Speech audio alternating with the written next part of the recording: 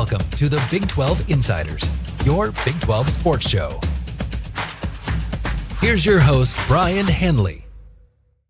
Hey, everybody, what's going on? This is Big B, Brien Hanley. Welcome back to Big 12 Insiders. Today, we got our man, Alec Busey, who covers Iowa State for 24/7, talking about the Iowa State Cyclones and their upcoming game in Dublin, Ireland against Kansas State. So we will be discussing that and having on our man, Ryan Gilbert from Kansas State later on, discussing Kansas State and the game in Ireland. So first off, Alec, how are you doing today, my man? Good, man. Thanks for having me on. Football's obviously coming when we're talking about Big 12 football and the Big 12 Insider. So it should be a lot of fun as these two teams open up the college football season for everyone.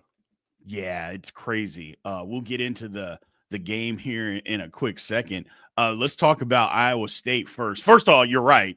Football is back, and that's always a fun time for me. But let's talk about the offense first.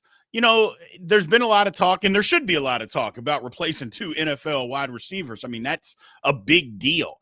What is Iowa State doing to try to replace it? I know they brought in some guys, but what are they looking to do? Are they going to run the football a little bit more? Or are they still going to try to get the ball down the field like they did last season? Yeah, I mean, I think that they're always going to have an emphasis on being able to run the football at a high level. Obviously, with Carson Hansen and Abu Sama returning this year, Iowa State has two backs that I think that they feel pretty confident in. If they both rush for 600 yards this fall, it'll be the first time that Iowa State has had two running backs in the Big 12 era run for at least 600 yards, which is obviously a pretty significant accomplishment for a program that hasn't done that before. Carson Hansen ran for 13 rushing touchdowns a year ago, so he had a successful sophomore year, and now they're both entering their junior year.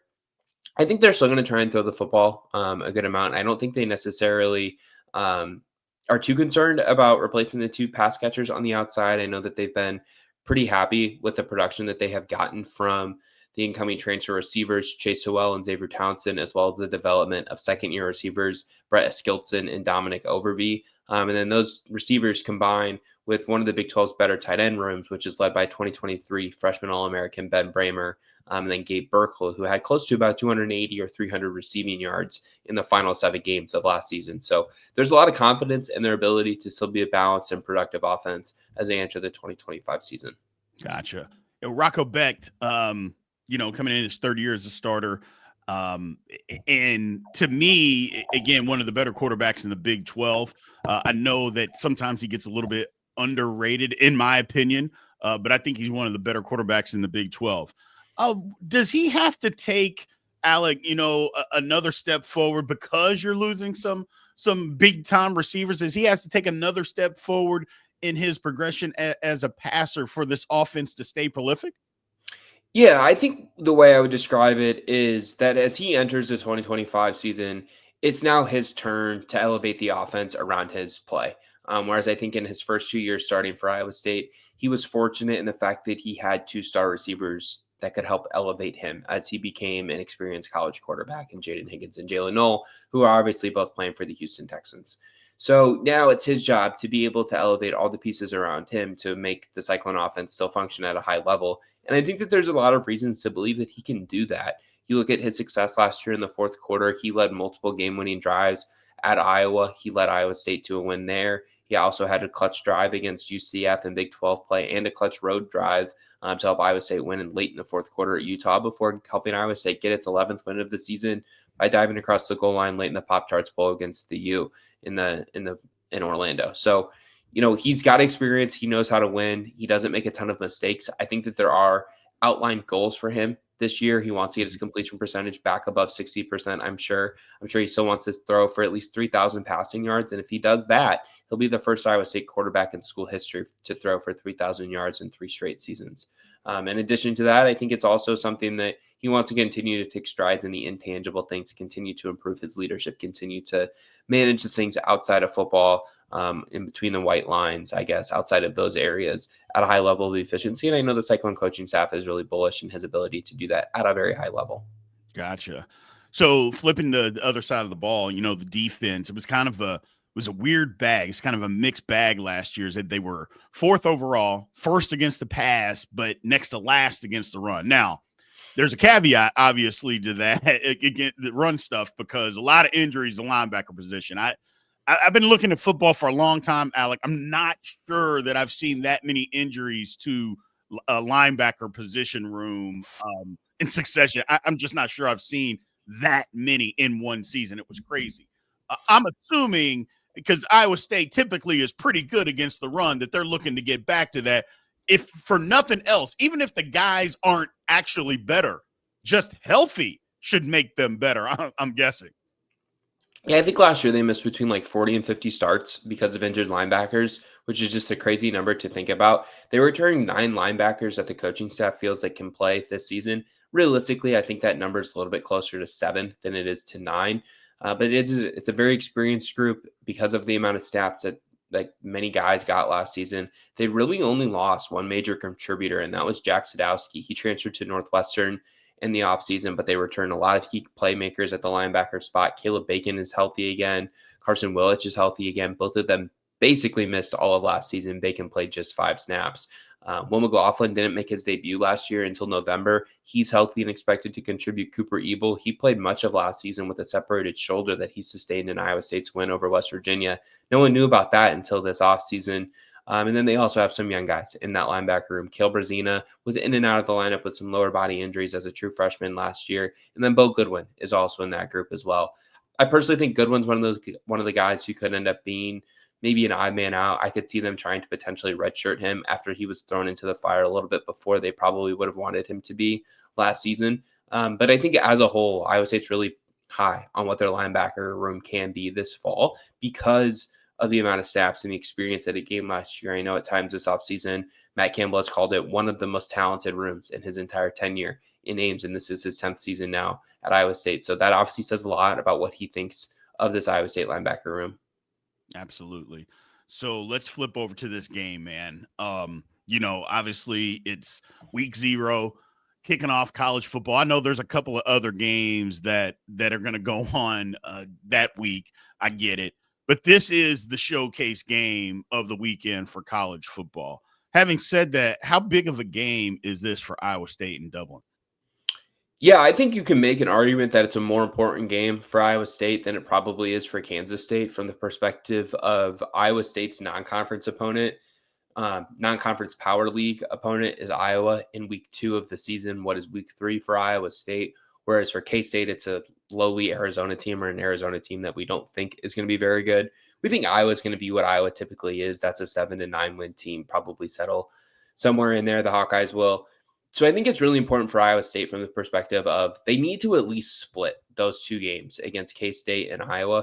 I think if you're handicapping and projecting the season, you probably have to project those 1-1. And it's totally possible for them to go 2-0, and it's perhaps as likely that they go 2-0 as it is that they go 0-2 in those 2 games.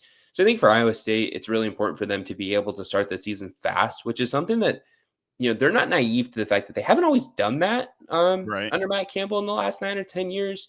They're not known for being able to run up a 50-7 win against an FCS opponent in week 1. That's not the way they play. That's not their style of play typically. So I think that's part of the reason why they don't beat teams 63-3 like you may see it around the country that first weekend of the season. However, I just think it's important for each team in this fact that obviously it's a rivalry game and it's a Big 12 game, but these are 2 teams that we think are going to be in the Big 12 title chase picture at the end of November. And those head-to-head games become incredibly important as we think about the tiebreakers that are inevitably going to have to be used as we decide who goes to Arlington. And I think being able to have that win under your belt when it comes at the end of November, if you're in that title race picture, is going to be incredibly important. But then if you want to look at the beginning of the season, I think it's really important for Iowa State too, because you have the Iowa game in week 2.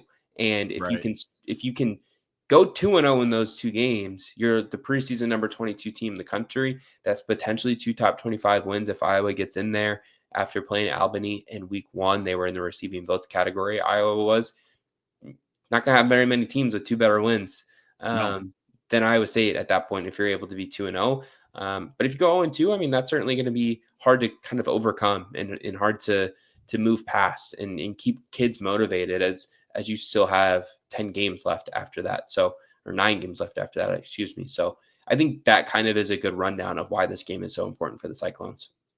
Yeah, I kind of think it's big for Iowa State just for the simple fact of what you mentioned. I was going to get to that, and you beat me to it because they play Iowa. It's one of those, and I'm not sure. I can't remember the last time that Iowa State's even beat Iowa in Ames. I think it's been a minute, and the game is in Ames this year, if I'm not mistaken. So, um, how many people, because I'm hearing mixed bags, but how many people are you expecting, or as far as Iowa State fans expecting to make the trip over there? Yeah, it should be a large number. I know that they've sold all of or very close to their 10,000 ticket allotment. I think it'll be a pretty 50-50 crowd from everything that I've absorbed. Yeah. And then just as far as the Big 12, Alec, is concerned, it obviously it's a showcase game. It's the first game of the season for college football for all intents and purposes. How big is this to be a good football game? I mean, we understand both teams want to win, but just as a showcase game that, hey, if you want to watch college football at 11 a.m. Central Time on the 23rd, you have to watch a Big 12 football game between Kansas State and Iowa State. How big is this for the Big 12 in general?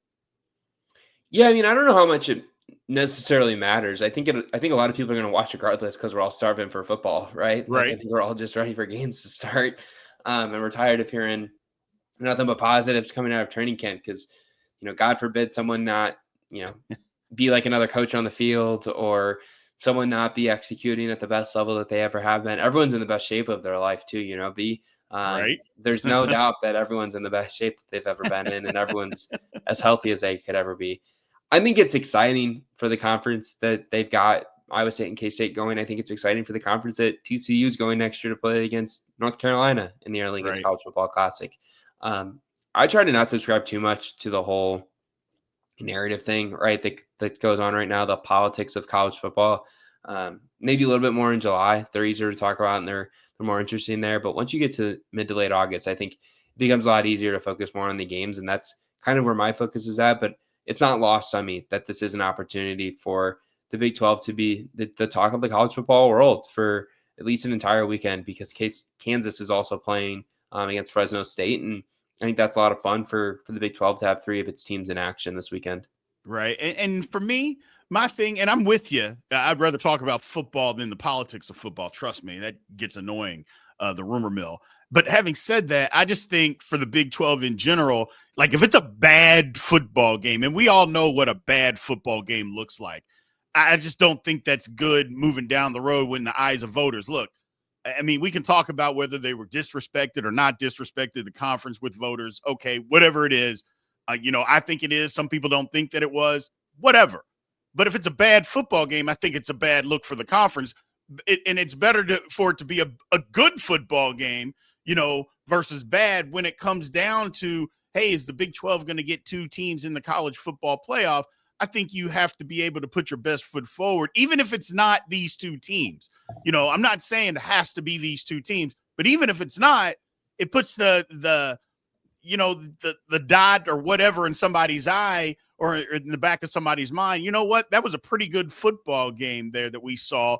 Pretty good football teams. And especially if these aren't the two representatives in the Big 12 title game, you know what? Those teams beat this and we watched them play a good football game. I think that matters. In my opinion, I think it matters. Yeah, I think it probably matters a little bit. I do think that there's a thought too that like as the season progresses, I think you pay less and less attention to like there's more data points as the season progresses. Oh, So you yeah. don't put nearly as much emphasis on the first game as you do. Right. Let me rephrase this. You don't put any more emphasis on a game in week 0 or week 1 than you do in week 9. If we're sitting in week 10 or week 11 or week 12, like I don't think that's necessarily how it works. I think you just look at these are the teams that played. It comes down to, right, like who did you play, where did you play, and how much did you win by, right? Like that's kind of I think what we all want it to come down to when it comes down to just how we select teams to continue to play into the postseason with the CFP. It's who did you play, where did you play them, and where did you beat them by, or what did you lose to them by? I guess Right. if you want to pivot it that way too. I think if the Big 12 wants to get two teams in, like it's up to them to put themselves in a position to get two teams in to the college football playoff, right? Like have Arizona State, who's perceived to be the league favorite, enter the Big 12 championship game with an 11-1 record and have them play another team that has an 11-1 record and see if you can get in. Or maybe one of the teams that goes into the conference championship game is undefeated and they can both get in. Kind of like what happened in the ACC last year, right? Like it was hard to keep SMU out because of what they had done before the ACC championship game. Certainly, the Big 12 doesn't get as many teams in as the SEC does or the Big 10 does. But I think part of that is, they don't necessarily have the caliber of player, right? From just like a NFL draft perspective, a pure talent perspective, like they don't generally recruit at that high of a level. So I think it's important for the Big 12 to just put itself in a position where you can't deny the resume, right? Like that's what it comes down to. If you take it out of the committee's hands and you force the committee's hands to put two teams in, like that's where you want to be at, right? And so often we talk about like, well, if this team is 10-2, they're going to get into the CFP. If this team is 10-2, they're going to get in. If you're 10-2, I think we saw this a year ago. We did. You're kind of leaving yourself up to like the fate of the committee. And if the committee wants to put you absolutely. in, they can put you in, right? And if they choose not to, they choose not to. But, I guess like Alabama is the example that's always easy to use. If Alabama didn't lose to Vanderbilt or Alabama didn't lose to Oklahoma, they would have gotten in. Alabama has no one to blame for not getting into the CFP but themselves. Correct. Right? Like, to me, that's where the focus should be at as a conference and as schools within a conference. It's let's do everything that we can to control our own fate to get into the CFP, and let's take it out of the fate of the decision makers. Because if you force their hand and you earn your way in and you win enough games to get in and you beat enough quality opponents, and I believe in the committee, they'll put you in because, in 10, 11 years of doing this, they've made a questionable decision once. Right. With Florida State in 2023, and like that wasn't a winnable situation. Like, yeah, it was like a lose-lose situation for them no matter what they did. So I don't think they made the wrong decision at any point. I don't think that they've ever really screwed up. I think that's what bothers me so much about the talking season of June and July and the first part of August. It's like all these people are crapping on the committee. It's like, show me multiple times where you feel like they've made the wrong decision on putting teams in. And, they may host TCU though. They may host TCU in 2014. They were but I don't think you can I don't think you can make that. Like, don't give up 61 points to Baylor. I mean, I get that, but I go from third and I win 55-3. The way they handled it leading up to it was stupid. Well, and maybe so, but they didn't reward the head-to-head leading up to it. Like that was stupid. But I think they got the 4 right teams. I'm not saying Ohio they State didn't. beat a really good just Wisconsin how team. they got there was the problem. Yeah, the way they got there was stupid, but they got the 4 right teams, which is what matters. Like, I don't think anyone's looking back on that and thinks Baylor and TCU may have been better than Ohio State. Like, with their third-string quarterback, they beat a good Wisconsin team that was 10-2, 59-0 in the Big Ten title game, and then they proceeded to win the national title. Like, I don't think you can say they did the wrong thing back in 2014. Correct. If you want to include that one, you can. But just how they got there. Yeah, we've been doing this for a decade, and they've made 2 questionable decisions, and one of them totally worked out. Like, and the team they put in proved to be the best team in the country. Like, I don't know. I feel like the committee does a good job. That's where I land on a lot of these things. I got you, man. Well, look, Alec, thank you for taking the time, man. Should be a great game between Iowa State and Kansas State. I'm looking forward to it. I'm just looking forward to football. I'm with you. I am over the rumor mill talking about who did this and who's possibly transferring and yada, yada, yada. Let's just talk about what actually happened on the football field, man. So I'm with you. Appreciate your time today, man. Hey, thank you so much for having me. It's always fun. Absolutely. Thank you. And we'll be back with Ryan Gilbert here in a minute, guys, talking Kansas State and Kansas State, Iowa State. Thank you for watching the Big 12 Insiders, your Big 12 sports show. This has been a Spirit Street production.